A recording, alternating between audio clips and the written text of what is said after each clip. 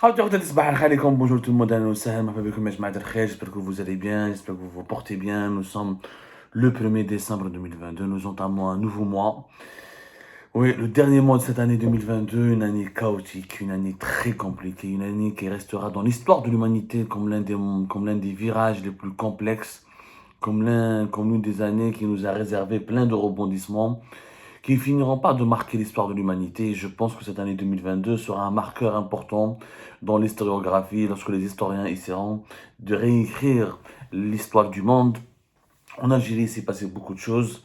Ne vous inquiétez pas, nous allons faire une rétrospective et vous réserver plein d'émissions sur le bilan de cette année 2022. Mais avant cela, restons branchés sur l'actualité algérienne.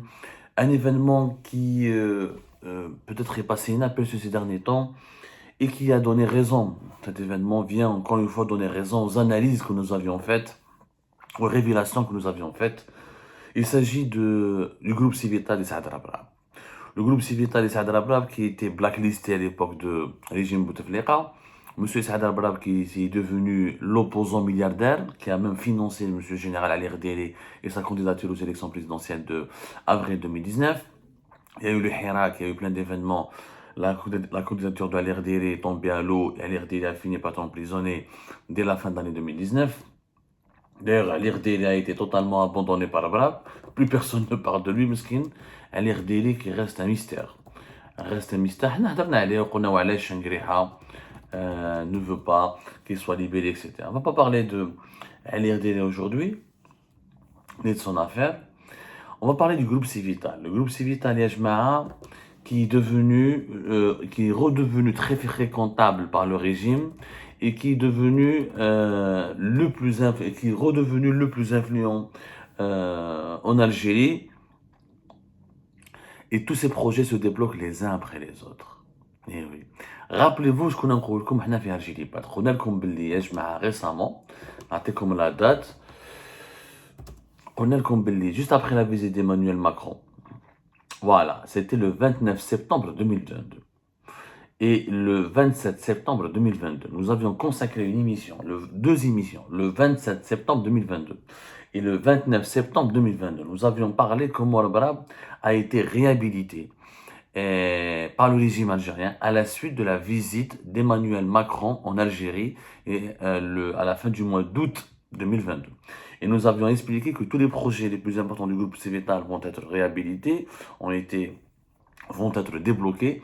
Et nous avions expliqué que Rabrab qui risquait gros, qui devait faire l'objet de nouvelles poursuites judiciaires, qui devait être convoqué une nouvelle fois par la justice algérienne, qui faisait l'objet à partir du début février 2022 jusqu'à l'été 2022 de plusieurs enquêtes solides et très dangereuses diligentées par les services de sécurité, différents services de sécurité, la DGSN ou la gendarmerie nationale, ou la DGSI, la Direction générale de la sécurité intérieure, c'est-à-dire les services secrets algériens. C'est Macron, comment Macron a sauvé la tête de M. Rabrab et comment sa tête a été vraiment sauvée parce qu'il devait être décapité. Et à la rentrée sociale de 2022, il était programmé que Rabrab il revient en prison parce que Tebboune a décidé de l'éliminer et de le neutraliser. La visite, le rapprochement avec Paris, avec l'Élysée, la réconciliation franco-algérienne, enfin la réconciliation du régime algérien avec les autorités françaises, parce que cette réconciliation n'a pas concerné vraiment les peuples, elle a été traitée, négociée et élaborée par les dirigeants, a permis à Saad Rabrab de bénéficier d'une non seulement d'une seconde chance, mais il a survécu à la tempête la plus dure qui allait l'ébranler définitivement. Et, franchement, dans les deux émissions, les Rabrab allait revivre le même scénario de 2019, il allait retrouver la case prison parce que Tebboune était très énervé contre lui en prévision du deuxième mandat que Tebboune veut briguer en 2024. Tebboune a voulu éliminer dès maintenant Saad Rabrab pour s'assurer qu'il ne pourra pas soutenir notre candidat, ni financer notre candidat, ni qu'il se mêle des affaires politiques internes du pays. Il voulait donc l'éliminer pour avoir la garantie que la fortune de Saad Rabrab ne sera pas mise au service d'un futur candidat qui pourrait troubler l'agenda présidentiel de Abdelmajid Tebboune. Tout ça, on l'a expliqué. Et la preuve que nous avions raison. Voilà. Je vous les événements. Avril, 14 avril, fermeture du journal Liberté. Deuxième plus important quotidien francophone en Algérie après le Watan, et réellement le journal qui disposait de plus de moyens financiers pour pouvoir s'épanouir et continuer à travailler puisqu'il était adossé au groupe Civita. Donc c'était le média le plus prospère entre guillemets puisqu'il était adossé au premier groupe privé qui pesait et à l'homme d'affaires Saad Rabrab qui pesait, rappelons-nous, au niveau des actifs de sa fortune, pas moins de 4 milliards de dollars. Liberté neutralisée.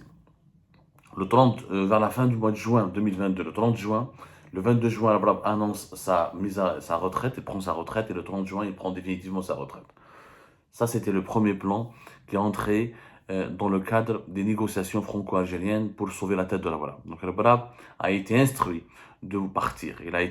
On lui a demandé de partir, on lui a demandé de prendre sa retraite. Parce que lui, on a déjà expliqué, il n'a jamais voulu prendre sa retraite. Il voulait rester jusqu'au bout à la tête de Civita. Il voulait mourir manager, il voulait mourir un capitaine d'industrie. Il voulait avoir cette image de quelqu'un qui travaillait jusqu'à son dernier soupir. Mais il a été contraint pour faciliter la tâche aux négociations algéro-françaises afin de lui permettre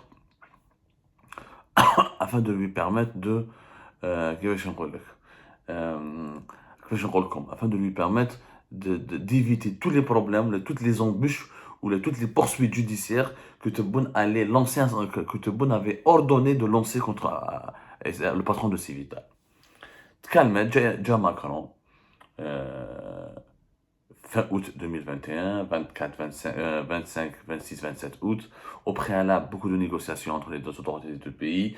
Le général-major Mohamed Jebbar qui a joué un rôle important, notamment dans les négociations menées par le dossier Saad Rabrab. Kamel El-Zik, aussi le ministre du Commerce, qui a été interpellé par les proches de Rabrab, a joué un rôle important pour essayer d'influencer l'entourage présidentiel d'Abdelmajid Tebboune afin d'épargner Saad Rabrab. Et les deux manœuvres ont abouti à un accord qui permet à Tebboune d'éliminer Rabrab, de l'écarter de la scène publique. Il va prendre sa retraite. C'est son fils qui reprend le pouvoir à la tête de Civita, c'est Melik Rabrab. Et en échange du silence et de la retraite absolue, la disparition, la quasi, parce que Rabrab, c'est la disparu de la scène publique. Mais c'est qu'un vieux maintenant qui va profiter, il est devenu qu'une personne âgée qui profite de sa retraite pour terminer ses derniers jours. Donc, Tebboune a été rassuré. Melik Rabrab qui a succédé à son père, il a donné des gages de garantie au pouvoir. Mais Civita ne se mêlera pas des événements compliqués qui sont en Kabylie, n'aura pas un média, ne financera plus aucun média, ne développera aucune activité dans les communications et dans les médias. Elle se contentera uniquement de développer son business dans le domaine de l'agroalimentaire ou dans l'industrie, et qu'elle travaillera sous l'égide du gouvernement pour relancer des projets importants et ramener des investisseurs étrangers afin d'embellir le bilan de Abdelmajid Tebboune. Et à tes comme une information que même la famille Rabrab s'est même engagée à soutenir le deuxième mandat de Abdelmajid Tebboune si ce dernier décide de se lancer à la conquête à la conquête de 5 années supplémentaires à la tête de l'État algérien à partir de 2024. Le deal a été signé. En contrepartie, Tebboune a signé le déblocage de tous les projets de Civita. Rappelez-vous, le 25 septembre 2022, Tebboune a annoncé donc, le déblocage de l'usine sans citer le groupe Civita, mais tout le monde a reconnu que c'était l'usine du groupe Civita et tout le monde et toutes les sources proches de la présidence de la République, du palais présidentiel d'El Mouradia, ont confirmé qu'il s'agissait de la fameuse usine de trituration des graines oléagineuses d'Acivital que Civital voulait lancer depuis 2017-2018 et qui était bloquée, y compris après la chute du régime Bouteflika. عندك ثاني Civital a reçu le feu vert du gouvernement algérien pour lancer deux importants projets. Le premier projet concerne une grande usine de plasturgie, d'emballage plastique, qui va être déployée au niveau du site de Brant Festif. Là, l'usine de montage et d'assemblage des matériels d'équipements électroménagers, des téléviseurs et des réfrigérateurs et des machines à laver. Il s'agit d'un investissement, selon plusieurs sources que nous avons contactées, de plus de 600 millions d'euros. Civital veut devenir le numéro 1 de la fabrication des emballages plastiques en Algérie. Et il veut même se préparer à exporter vers l'étranger divers types ou toutes sortes d'emballages en plastique. Et le deuxième projet qui a été autorisé rapidement, avec une rapidité déconcertante par le gouvernement algérien. Il s'agit du projet qui a été inauguré récemment, la semaine dernière. Tu as une usine de fabrication de moteurs de machines à laver, de moteurs électriques de machines à laver, avec un groupe brésilien. C'est le ministre algérien de l'Industrie, M. Ahmed Zegdar, qui s'était rendu sur place et qui a été accompagné, qui a été assisté et accueilli par Malik Arbrab pour lui expliquer tout ce projet-là. Donc on a un temps court, pratiquement en 2 mois, de septembre jusqu'à la fin de ce mois de novembre 2022, 3 projets importants débloqués, 3 investissements importants de Civital autorisés. Bien sûr, il va y avoir l'appui de l'État. Bien sûr, les banques publiques vont soutenir Civital. Et du jour au lendemain, l'opposant, Saad Rabrab, a été neutralisé, a été écarté, et ses enfants sont redevenus fréquentables. Il a fait Rabrab qui a été diabolisé, étroitement surveillé, dont plusieurs de ses membres étaient placés sous interdiction de quitter le territoire national. Une famille qui était diabolisée, encore une fois, qui risquait d'éclater dans le sillage de la chute vertigineuse de leur père, Saad Rabrab, redevient puissante et retrouve toute son influence en tant que première famille richissime du pays. Tous les projets de Rabrab débloqués. Il suffisait juste de dire oui oui au prince, oui au roi, M. Tebboune. C'est aussi simple que ça. Voilà comment ça marche en Algérie. Pendant ce temps-là, d'autres groupes privés, d'autres projets privés. Je ne dis pas que les projets de Civital ne sont pas bien. Attention, je n'ai jamais dit ça. C'est très bien que Civital puisse développer des projets, une usine en emballage de plastique, c'est bien, une usine de moteur à machine à laver, c'est très bien. Mais je n'ai rien à dire de plus. Ce que je conteste, c'est que pourquoi privilégier juste maintenant Civital pourquoi mêler la politique au business? C'est tout. Pourquoi instrumentaliser le business pour les besoins de l'agenda du président de la République, Abdelmajid Tebboune? Pourquoi faire du chantage à un groupe privé pour l'obliger à céder à toutes les exigences et toutes les exigences politiciennes du président de la République, Abdelmajid Tebboune, ensuite lui débloquer tous les projets? C'est ce chantage. Et ce que je trouve quand même incroyable, c'est que Saad Rabrab a cédé au chantage de Tebboune. Alors qu'à l'époque de Bouteflika, il n'avait pas cédé au chantage de Bouteflika.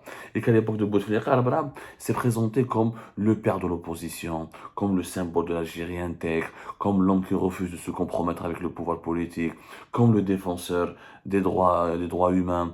Il a voulu financer le Khabar, il a fait et comme financeur de la liberté d'expression, il soutenait les libertés, il se battait contre les frères Koninev, il n'avait pas peur, il affrontait le régime. حبل بوتفليقه ما كانش يخاف منه، ما كانش يخاف من سعيد بوتفليقه، واليوم عند تبون ولا il a baissé le pantalon. Faut dire la vérité, il a baissé le pantalon, il a accepté de se retirer, il a accepté de fermer liberté, il a accepté de transmettre le flambeau à ses enfants, il a accepté de dire oui au deuxième mandat de Tebboune, il a accepté tout ce que le pouvoir lui a imposé. Et c'est exactement ce que Bouteflika voulait lui imposer en 2019. En 2017-2018, le clan Bouteflika voulait que Rabrab soit neutralisé, qu'il parte à la retraite et qu'il accepte le principe d'une continuité du pouvoir du clan Bouteflika pour un éventuel 5e mandat. Ce que Saad Rabrab n'a jamais accepté puisqu'il s'est engagé dans le financement de la campagne électorale d'Al-Erdélé, le candidat qui a été déniché pour troubler, pour empêcher le 5e mandat de Abdelaziz Bouteflika. Rappelez-vous des événements qui se sont produits entre 2018 et 2019. Voilà, bravo Monsieur Rabrab pour avoir bien négocié avec le pouvoir algérien votre réhabilitation. J'espère que les projets de Civital apporteront une valeur ajoutée pour l'économie algérienne. Pour le moment, ça reste des projets simples. On n'est pas dans la transformation industrielle avec une forte valeur ajoutée, avec un taux d'intégration très très important.